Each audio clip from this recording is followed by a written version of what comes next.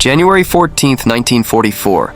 The frozen outskirts of Vitebsk, occupied Belarus. Before dawn, the snow hasn't decided whether it wants to fall or drift. It hangs in the air like dust inside a ruined church. In a splintered farmhouse at the edge of a pine forest, a young infantryman named Ivan Petrov rubs his hands together. Not for warmth, but to steady them. He is 22 years old, a former carpenter's apprentice from Smolensk. His fingers still remember the weight of wood better than the weight of steel. Across his knees rests a rifle that makes the others smirk. The stock is crude, pale, hand-carved, no factory stamp, no serial number. Just rough wood shaped by a knife in the dark. To the men around him, battle-hardened, veterans of the Eastern Front, it looks like a child's toy, something pulled from a village prop room. Not a weapon meant to face German infantry. One soldier mutters that Ivan will be dead before noon. Another laughs and asks if he plans to club the Wehrmacht. Ivan doesn't answer. He runs his thumb along the grain, feeling the small imperfections where the blade slipped weeks earlier. He remembers carving it by candlelight, in a cellar that smelled of damp earth and fear, while German artillery shook the town above him. He remembers why he did it, because there were not enough rifles. Because the real one, the captured one, could not be shown. Outside, engines growl to life. A German patrol is moving down the road toward the forest, experienced, confident. They believe this sector is quiet, broken, pacified. They are wrong. This stretch of Belarus has already swallowed divisions. Since Operation Barbarossa, it has become a graveyard of certainty, where supply lines vanish, where partisans strike and melt away, where nothing is ever what it seems. By early 1944, the front here is tightening like a noose. Every village matters. Every delay costs lives somewhere else. Ivan exhales slowly and rises. When he steps into the gray light, the rifle is the first thing the Germans will see. That is exactly the point. Because what looks like a stupid wooden gun is about to pull 19 men into a fight they will not survive. The forest goes quiet. The patrol draws closer. January 14th, 1944, 7:18 hours, pine forest south of Vitebsk. The first German soldier steps off the road and into the snow with the easy posture of a man who expects no resistance. His rifle hangs loose. His breath fogs the air. He is thinking about warmth, about coffee, about the end of the patrol. Then he sees Ivan. A lone figure standing near the tree line, half exposed, holding what looks unmistakably like a poorly carved wooden rifle. The soldier slows, smiles, raises a gloved hand and says something to the men behind. Him, jokes. Almost certainly. A partisan pretending to be armed. A scarecrow with nerve. Ivan lets them see him clearly. This is not recklessness. It is design. Weeks earlier, Soviet intelligence units learned that German patrol doctrine in this sector had changed. Ammunition was being conserved. Prisoners were being taken for interrogation. A lone partisan with a fake weapon was not immediately shot. He was approached. The German corporal gestures forward. Two soldiers break formation and advance, boots crunching in the snow. One carries an MP40, the other keeps his rifle slung. They are close enough now that Ivan can see frost in their eyebrows. Ivan's heart hammers, but his hands are steady. Inside the wooden stock, hollowed with care, is a real weapon. A stripped SVT-40, broken down and concealed within the false rifle casing. The trigger assembly is crude, dangerous, unforgiving. One wrong movement could jam it forever, or blow his hand apart. He waits. 10 meters. The German with the MP40 lifts his weapon. Not to fire, but to prod Ivan forward. That is the moment. The wooden shell drops away in two pieces, falling into the snow like useless bark. In the same motion, Ivan brings the concealed rifle to his shoulder and fires. The sound is deafening in the still forest. The MP40 gunner collapses without a word, the bullet tearing through his throat. Before the second soldier can even process what he's seeing, Ivan fires again. 2 shots.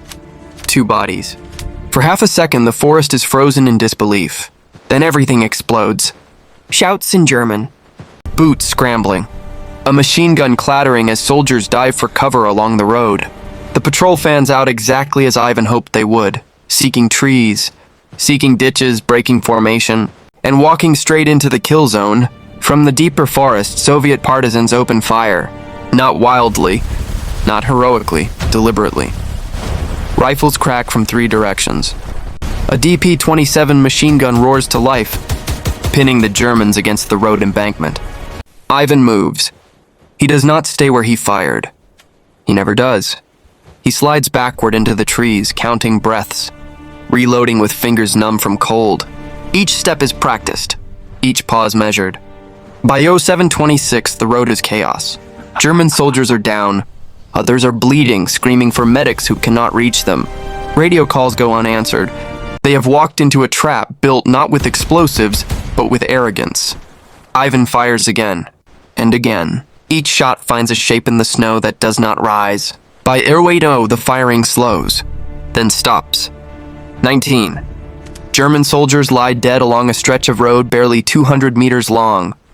Not one Soviet partisan is killed. Ivan kneels behind a fallen tree, breathing hard, hands shaking now that it is over. He looks down at the broken wooden casing beside him, splintered, discarded, harmless, what the Germans laughed at, has just erased an entire patrol. And the consequences of this ambush are about to ripple far beyond this frozen forest. January 14th, 1944, 10:42 hours. German Rear Command Post, Vitebsk Sector. The report is short, confused, and deeply unsettling. 19 men missing. No survivors. No clear explanation. The patrol was experienced. The road had been cleared the previous evening. There are no signs of mines. No heavy weapons recovered. Only bodies, many shot at close range, cleanly, efficiently. The German officer reading the report reads it twice, then a third time, because what troubles him most is not the number of dead, it is how they died. The pattern suggests discipline, fire control, someone who knew exactly when to shoot and when to disappear. That is not how partisans are supposed to fight. Orders are issued immediately. The forest south of Vitebsk is declared hostile. Reconnaissance units are dispatched. A security sweep is scheduled for the afternoon. Flamethrowers are requested. So are dogs. By midday, German boots are back on the road, and Ivan Petrov is already gone. January 14th, 1944, 11:30 hours. Partisan hide site, 6 kilometers east. The hideout is a dugout reinforced with logs buried under snow and pine needles. Inside, the air smells of oil, damp wool, and burned powder. Men speak in low voices, replaying the fight over and over again, each telling it slightly differently. Someone claps Ivan on the shoulder. Someone else asks to see the rifle. When he places it on the table, the laughter returns, quieter this time, edged with disbelief. The wooden casing is cracked now, useless, but the mechanism inside has held. Against all odds, it fired cleanly every time. A political officer studies it carefully. He does not smile. He knows what this means. By early 1944, the Red Army is preparing something vast, a blow so large it will tear open the German center. But that blow depends on timing, on roads blocked, communications cut, units confused and delayed. What Ivan did this morning was not just kill 19 soldiers. He froze an entire sector. German units will now move slower. Patrols will double in size. Convoys will hesitate. Officers will overestimate the number of partisans in these woods. Every delay feeds the coming storm. That afternoon, a runner arrives with new orders. Ivan is to stay, not to retreat, not to rest, to hunt. January 15th, 1944, 06:10 hours, same forest. The Germans return before dawn. This time they move carefully. Too carefully. Spacing out. Stopping often. Watching shadows that do not move. They believe they are stalking a group. They do not realize they are being stalked by one man. Ivan lies prone in the snow, his breath controlled. The rifle pressed into a shallow cut he scraped out with his hands. He has learned something from the day before, that surprise is not a single moment. It is a weapon that can be used again, if the enemy believes they understand it. He watches the German soldier pause near a fallen log. Ivan waits, and when he fires, the forest answers. January 15th, 1944, 06:27 hours, pine forest south of Vitebsk. The shot snaps through the cold air like a branch breaking. The German soldier by the fallen log drops instantly, his helmet rolling into the snow. For a heartbeat, nothing else happens. No return fire, no shouted orders. The forest holds its breath. Then panic erupts. German troops scatter for cover, shouting conflicting commands. One squad dives left, another right. A machine gun team sets up too quickly, firing into trees where no one stands. They are trying to suppress a force that does not exist, even does not fire again. That restraint is what terrifies them. From the German perspective, this is no longer a partisan band. It is a sniper. Cell. Patient. Disciplined. Invisible. Every pause feels like a trap. Every shadow becomes a threat. Minutes pass. A German lieutenant crawls forward, trying to locate muzzle flash that never comes. The snow shows no clear tracks. The trees offer no clues. The man they are hunting has vanished between heartbeats, but Ivan is still there. He has shifted position by less than 10 meters, moving only when the wind gusted, when branches swayed, when the Germans were distracted by their own fear. He lines up another shot, this time not at a man, but at a radio operator crouched behind a stump. The bullet strikes the set, shattering it in a spray of sparks. The operator screams. The lieutenant shouts for backup that cannot be called. Now Ivan fires again. Another body falls. By 07:10, the Germans pull back. They leave their dead where they lie. January 15th, 1944, 12th hours. Vitebsk Garrison Headquarters. Maps are spread across a wooden table scarred by years of use. Red pencil marks circle the forest again and again. Reports pile up. Losses are light in numbers but heavy in effect.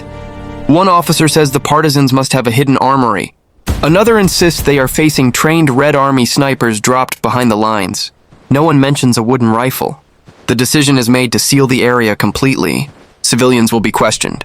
Villages will be searched. Anyone caught in the woods will be shot. This is how fear turns into brutality. And this is where Ivan's war changes. January 16th, 1944, 04:50 hours. Abandoned village of Krutoya. The houses stand empty, doors swinging in the wind. Smoke stains the walls where Germans burned the place weeks earlier. Ivan moves through the ruins alone, listening. He is no longer just reacting. He is choosing targets. A German supply detail enters the village at first light. 6 men, relaxed, unguarded. They believe the danger is in the forest, not in the dead streets. Ivan positions himself in the attic of a collapsed home, peering through a crack in the boards. The first shot drops the lead soldier. The second breaks a man's leg. The others scatter, but there is nowhere to go. By Euro 5:20, the village is silent again. The count grows, and with every body left behind, the Germans understand one thing with increasing clarity. Whoever they are fighting is not running. January 16th, 1944, 14 hours. Partisan command dugout. Ivan stands before a small group of officers. Maps cover the walls, dotted with pins and grease marks. The mood is different now. There are no jokes, no laughter. They ask him how he moves without being seen. He tells them the truth. He moves like a carpenter measures. Slow, exact, never wasting effort. He explains how he built the casing to mislead, not to fight. How fear does the rest of the work once doubt sets in. One officer asks him why he keeps going alone. Ivan hesitates. Then he says that when he fights alone, no one else dies because of his decisions. The room goes quiet. They assign him a sector. January 17th, 1944, 06:40 hours. German supply road east of Vitebsk. A truck convoy crawls along the frozen road, ammunition, food, winter gear. Each vehicle is precious now. Losses elsewhere have stretched supply lines thin. Every crate matters. Ivan watches from a shallow ridge. He ignores the lead truck. He waits for the middle one. When he fires, the driver slumps forward, and the truck veers into a ditch, blocking the road. The convoy halts in confusion. Engines stall. Men jump down, shouting orders. Ivan fires again. A corporal drops. Then another. The Germans scramble for cover, but the road offers none. Trees are too far. Snowbanks too shallow. They fire wildly into the forest, bullets chewing bark and nothing else. Ivan changes position twice, firing only when the shot is certain. By 07:05, the convoy is abandoned. The Germans retreat on foot, leaving supplies scattered like offerings. Ivan does not touch them. That is not his mission. January 17th, 1944, evening, Vitebsk Garrison. The commanding officer slams his fist onto the table. This is no longer harassment. This is interdiction. Routes are closed. Convoys delayed. Infantry reassigned to guard duties instead of the front. Every hour spent hunting one invisible man is an hour not spent, preparing for what the Soviets are clearly planning. Somewhere in the reports, someone writes a number in the margin. 14 confirmed dead, and that number does not include yesterday. The tally is becoming impossible to ignore, and even knows something the Germans do not. Tomorrow he will push them too far. January 18th, 1944, 05:55 hours, frozen marshland west of Vitebsk. The cold this morning is sharper than before, the kind that bites through wool and settles into bone. Ivan lies motionless at the edge of the marsh, the ice beneath him groaning softly with each distant step of German boots. This time they are not careless. A reinforced patrol advances in staggered lines, 25 men, spread wide, rifles ready, machine gun at the center. A lieutenant moves with them, binoculars constantly scanning the tree line. They have learned. Or at least they believe they have. Ivan watches them pass the marker stone. That stone is why he chose this place. Weeks ago, villagers dragged it here to mark a flooded path. Under the thin snow, the ice is weakest just beyond it. Ivan memorized that detail long before the Germans ever arrived. He waits. The lead elements cross safely. So does the machine gun team. Confidence begins to creep back into their movements. Then the rear section steps forward. Ivan fires, not at a man but at the ice. The crack is sharp and sudden. The surface gives way beneath two soldiers, dragging them into black water. One manages to scream before the weight of his gear pulls him under. The patrol erupts into chaos. Men rush forward, then stop, unsure where it is safe to stand. Orders overlap. The lieutenant shouts for spacing, for calm, for discipline that no longer exists. That is when Ivan starts killing again. One shot, an NCO collapses. Second shot, the lieutenant spins and falls backward, binoculars shattering on the ice. The Germans fire back blindly, bullets ripping across the marsh. But Ivan has already crawled sideways, pressing himself flat as fragments hiss overhead. By 06:20, the patrol is retreating. Not advancing. Not regrouping. Retreating. They leave behind weapons, packs, and 3 more bodies frozen into the marsh's edge. January 18th, 1944. 13 hours. German regimental headquarters. The tone of the reports has changed. This is no longer a bandit problem. That phrase disappears entirely. In its place, unknown enemy combatant, highly skilled, disproportionate losses.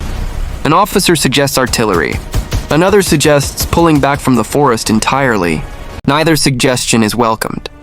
Because withdrawing now would mean admitting something unthinkable, that a single partisan has forced a professional army to give ground.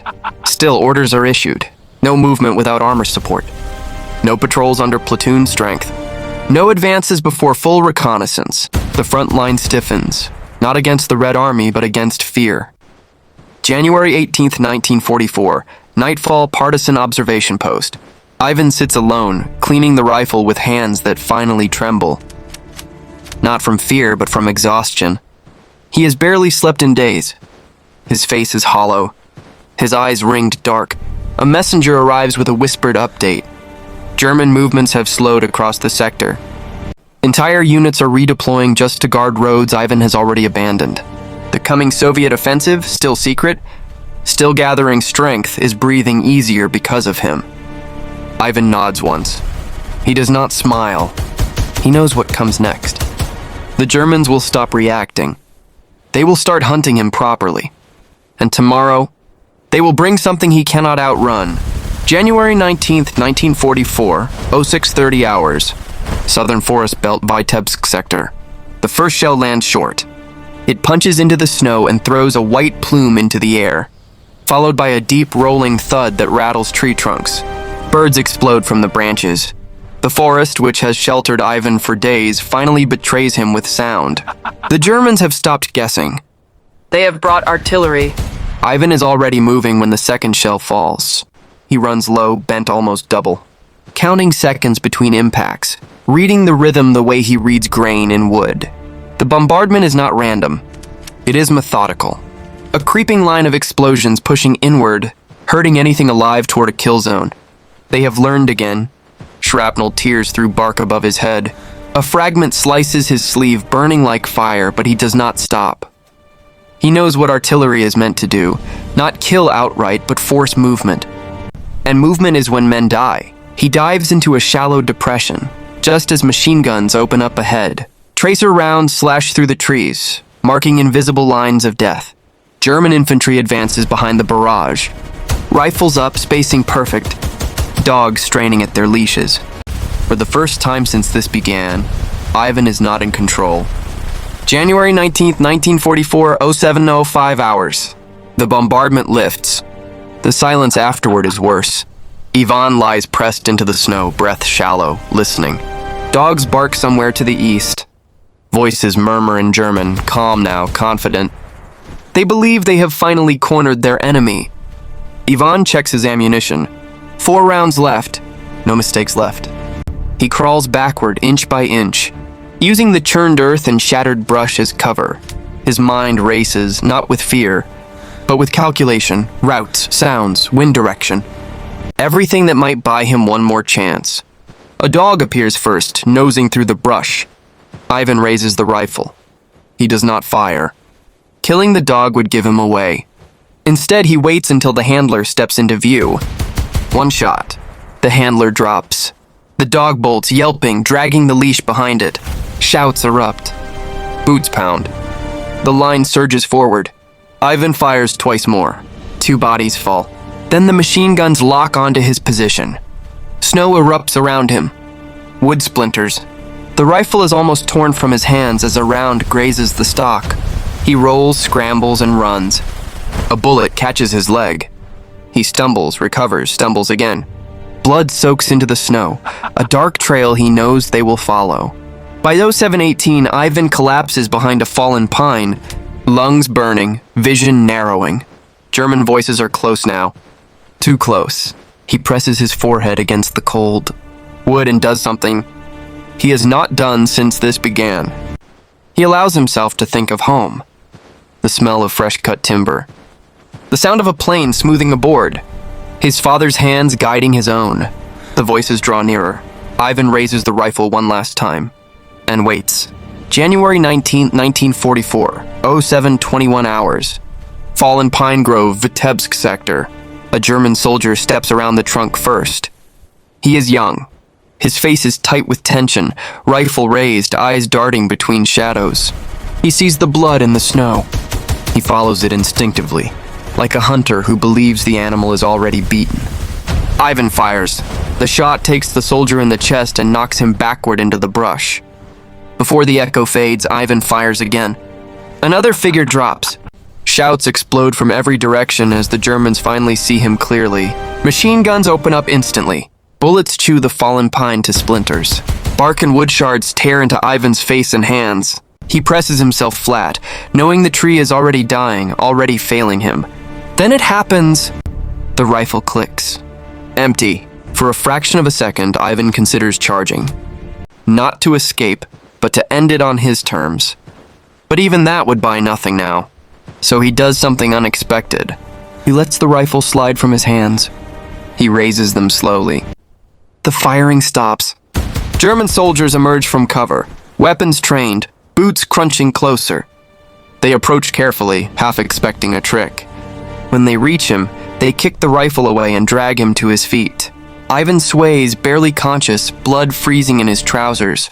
An officer steps forward, studying him with open disbelief. This is him? No squad.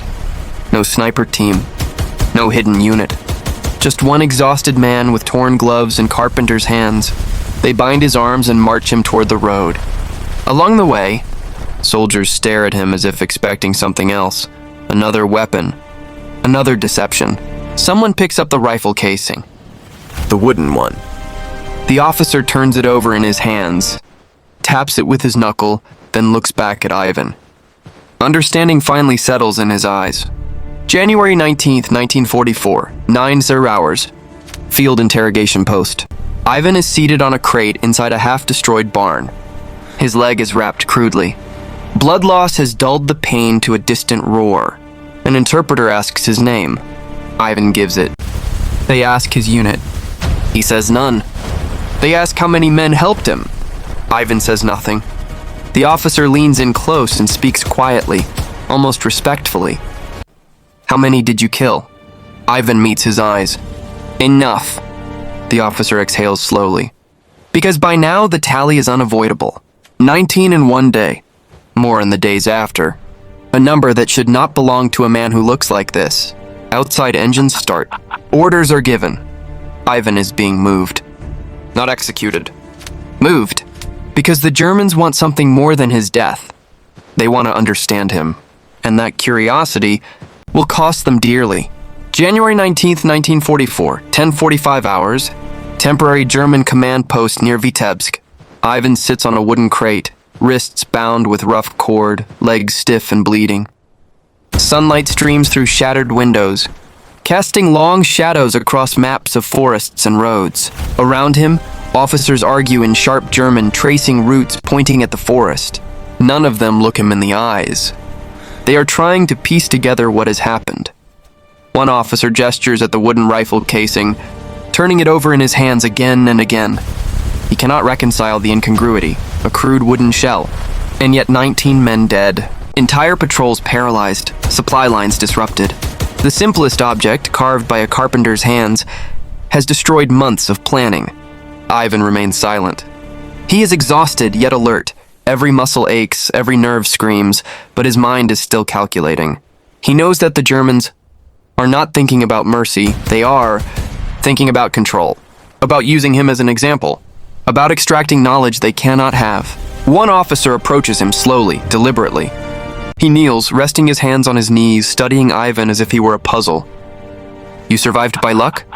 The officer asks in accented Russian, sharp but quiet. Ivan tilts his head slightly, lips pressed together. He does not answer. His eyes are calm, almost piercing. The officer leans closer, lowering his voice further. Or by skill? Ivan meets his gaze.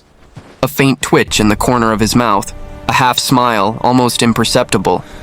He does not speak. Outside, the forest waits.